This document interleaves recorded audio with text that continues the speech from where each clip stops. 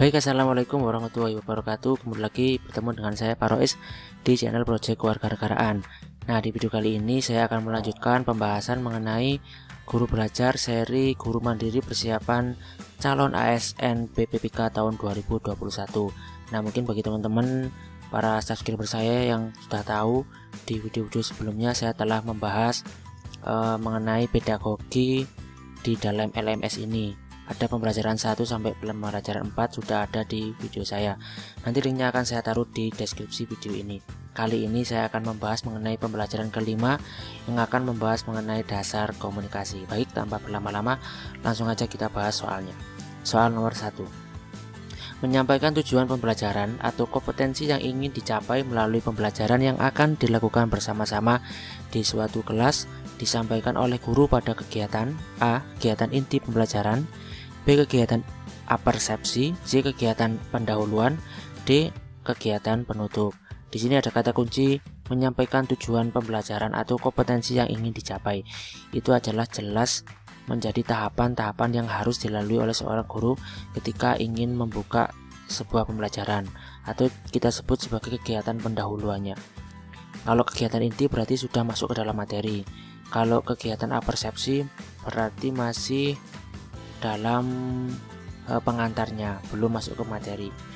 Kalau kegiatan penutup biasanya berisi kesimpulan dan mungkin bisa juga berisi tugas-tugas atau proyek yang harus dikerjakan oleh siswanya. Berarti di sini nomor 1 sudah jelas, jawabannya adalah yang D, kegiatan pendahuluan. Kita kunci. Soal nomor 2. Contoh pesan nonverbal yang terjadi pada saat pembelajaran di kelas yaitu A. Siswa menanggapi langsung pertanyaan dari guru yang ditunjukkan kepadanya. B. Siswa bertanya langsung tentang materi pelajaran yang tidak dimengerti. C. Guru memberikan standing applause kepada kelompok yang presentasi hasil kerjaannya bagus.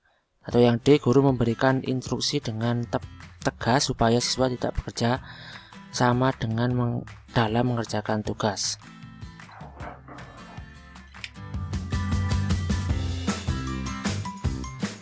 Di sini yang ditanyakan adalah contoh pesan nonverbal, berarti pesan yang tidak diucapkan secara langsung melalui kata-kata atau pesan yang enggak secara tertulis. Kalau misalkan siswa menanggapi langsung berarti dia berkomunikasi secara kata-kata. Kemudian siswa bertanya langsung juga seperti itu, dia berarti termasuk pesan yang verbal, disampaikan secara langsung melalui kata-kata. Yang D juga guru memberikan instruksi, itu juga komunikasi yang verbal. Nah, di sini bisa kita ketahui kalau komunikasi yang nonverbal adalah gerakan atau mimik wajah ya.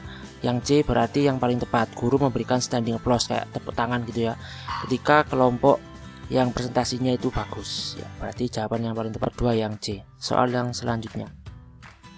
Hal yang tidak termasuk ke dalam jenis komunikasi nonverbal adalah, ini hampir sama dengan nomor 2 tadi, berarti komunikasi yang tidak melalui kata-kata tetapi menggunakan mimik wajah atau gerakan tangan atau gerakan tubuh yang lainnya. Yang enggak termasuk ekspresi wajah oke, gerakan tubuh oke, intonasi suara juga oke ya. Berarti sini yang enggak termasuk adalah berdasarkan kuantitas orang yang terlibat dalam proses komunikasi.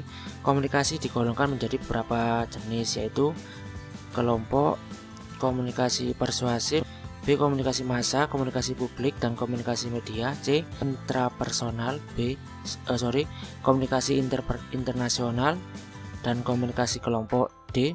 komunikasi interpersonal, komunikasi kelompok, dan komunikasi massa. Berdasarkan jenis kuantitas orang yang terlibat itu bisa digolongkan menjadi beberapa jenis ya. Di sini berarti yang paling tepat adalah yang D ya, karena itu mencakup semuanya, mulai dari interpersonal, antar kelompok sampai komunikasi massa. Kita kunci jawabannya yang nomor 4, yang D. Soal yang selanjutnya.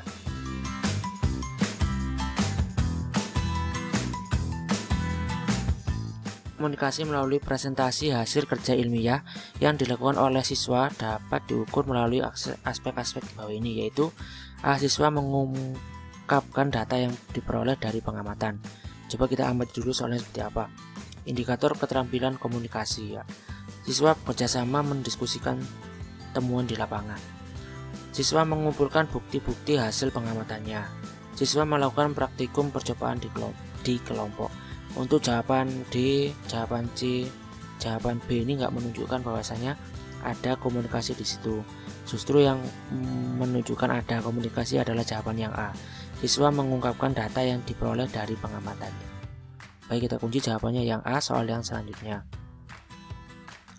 Perhatikan kata istilah liquid dalam pelajaran IPA dengan kata istilah liquid atau likuiditas dalam pembelajaran IPS. Istilah tersebut memiliki arti yang berbeda dengan konteks masing-masing. Kesalahan memahami suatu istilah dapat menghambat dalam proses komunikasi pembelajaran. Hambatan ini biasa disebut dengan, baik, di sini jawaban yang paling tepat adalah hambatan simpatik ya. Jadi hambatan simpatik itu kayak hambatan yang terjadi dalam proses penyampaian informasi dari pengirim kepada si penerimanya. Hambatan ini terkait dengan penggunaan bahasa dan pemahaman dari penerima informasi yang berbeda dengan maksud dari pengirim informasi. Kayak misalkan salah tangkap ya antara guru dengan siswanya sehingga terjadi miskomunikasi. Nah, dalam hal ini kita sebut sebagai hambatan simatik ya, bukan budaya, bukan lisan, juga bukan karena personalnya. Baik, kita kunci jawabannya nomor 6 yang A.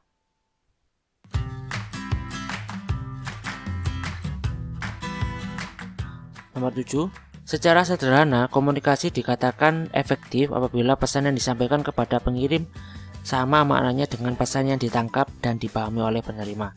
Diagram yang menunjukkan komunikasi efektif adalah action, kemudian perception, interpretation, understanding. B, action, kemudian understanding, perception, sama interpretation. C, interpretation, perception, interpretation, understanding, sama action. D, perception, interpretation, action, sama understanding. Nah, di sini kalau misalkan actionnya di depan itu jelas salah ya teman-teman, karena yang jelas dalam komunikasi itu pengirimnya menyampaikan sesuatu terlebih dahulu. Nggak mungkin langsung si pendengarnya atau si penerimanya itu langsung melakukan tindakan ya, nggak mungkin, karena ini kebalik, berarti actionnya yang di depan kita anggap salah. Si dulu, kemudian interpretasi, kemudian dia mengerti, baru dia melaksanakan ya. Nah, ini menurut saya yang paling benar adalah yang C. Kenapa yang D salah? Karena yang D itu kebalik ya. Ada ada persepsi, interpretasi, kemudian setelah itu aksi, padahal dia belum mengerti. Kan nggak mungkin, harusnya dia mengerti dulu baru dia melaksanakan. Ya, jadi jawaban yang benar di sini adalah yang C. Kita kunci jawabannya yang C. Udah selesai, kemudian terakhir kita pilih finish step.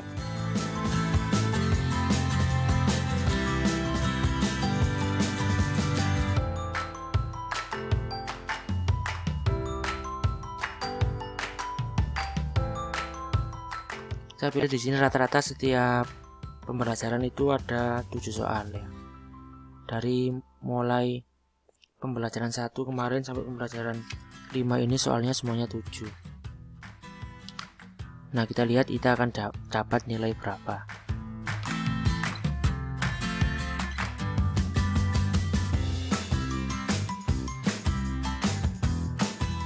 Ya, di sini tadi saya salah satu ya. Nomor 1 tadi sebenarnya saya udah ngeklik yang kegiatan pendahuluan, tapi kenapa yang tersimpan adalah kegiatan penutupnya. Yang jelas tadi kita udah jawab yang kegiatan pendahuluan, tapi di sini terjawab malah yang kegiatan penutup ya. Jadi nggak masalah. Jadi diingat-ingat untuk yang nomor 1 itu adalah jawabannya kegiatan. Untuk video yang selanjutnya saya akan membahas pembelajaran ke-6, tentunya masih di dalam channel Project Kewarganegaraan. Terima kasih telah menonton video ini. Saya akhiri. Wassalamualaikum warahmatullahi wabarakatuh.